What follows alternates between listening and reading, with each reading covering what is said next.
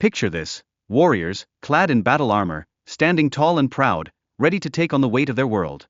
They don't just see themselves as fighters, they see themselves as the hands of the Emperor, carrying out his divine will. With fierce determination, they gear up to face off against aliens, mutants, and heretics who threaten their very existence. In the heat of battle, their faith isn't just a belief, it's like armor that shields them. Hver moment of suffering turns into a prayer. Giding them like a beacon through the chaos. They hold tight to the belief that every struggle they face brings them one step closer to redemption, almost like a glorious quest for glory and purpose. And then, they undergo a transformation, becoming Primaris Marines. It's not just about looking cool, this change boosts their strength and resilience, offering them a second chance to fight for what they believe in. Even when whispers of doubt linger in the air, their loyalty to the Emperor stands strong, unshaken by past accusations. As the battle rages on, the Adeptus Mechanicus research facilities shine a light on the strategic importance of Kodaku in this ongoing war against the Tyranids. The tech and knowledge that flow from here are crucial.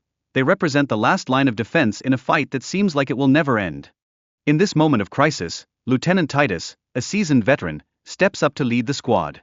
His years of experience remind everyone why leadership matters, especially in dire situations like this desperate evacuation. It's a moment that makes you realize that skill and wisdom can turn the tide of battle. But lurking in the shadows is the hive mind, embodying the Tyranids' terrifying collective intelligence. This threat isn't just a whisper, it's a deafening roar that urges the need to bolster defenses and secure those critical weapon systems that could mean life or death for them. As the team grapples with an imminent meltdown and the crumbling structure around them, the urgency spikes. They can't just focus on the outside threats, they must also manage the chaos within their ranks to ensure everyone makes it out alive. This is survival mode amplified. And then there's the artifact, carrying a dark connection to past disasters on the planet Graia. Its presence alone sends chills down their spine and serves as a haunting reminder of the dangers that lurk in the shadows. This historical backdrop adds layers to the mission, making every move they make feel like a race against time. Yet, amidst all this, Titus's gut instincts kick in as he warns his team about the Mechanicus's true intentions. Conflicts simmer within their ranks, with some members oblivious to the full weight of their actions. This internal struggle could just as easily derail their entire mission and complicate their already fragile situation. Just then, the astropathic relay comes under siege, cutting off their lifeline to send warnings. It's like being trapped in a game of telephone where the stakes are nothing less than survival. They must hustle to communicate critical information as conflicts erupt all around. Now, the characters map out a strategy to take down the Hive Tyrant, feeling that eliminating this beast could disrupt the entire enemy's command structure.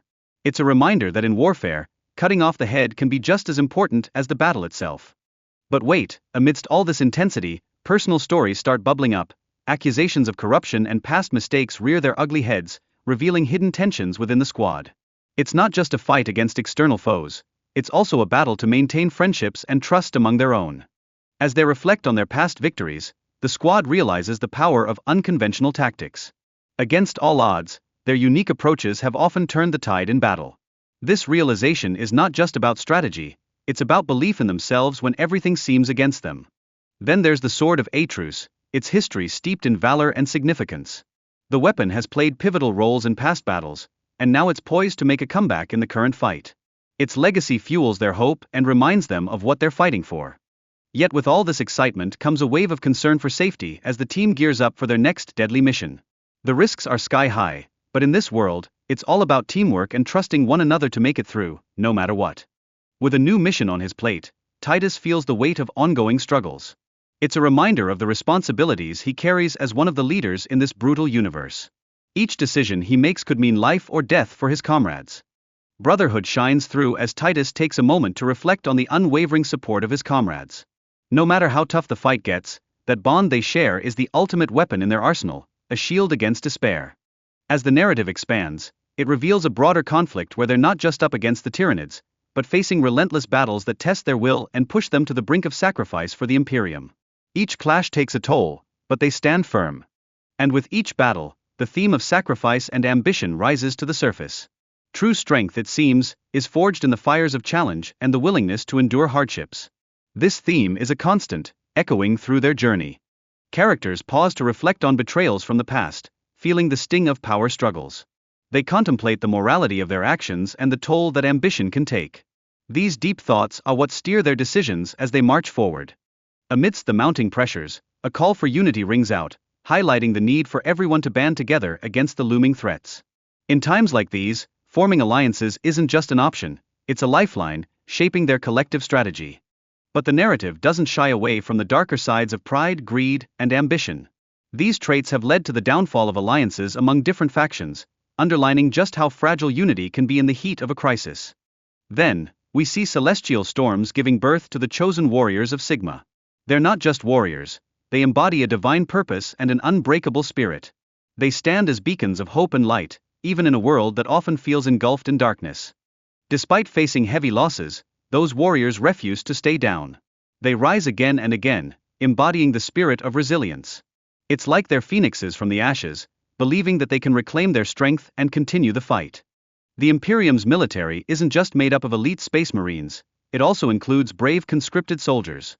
This diversity highlights the many roles needed to safeguard humanity against the alien threats that loom over them. In the chaotic urban landscapes known as war zones, the Imperial Inquisition carries out their missions.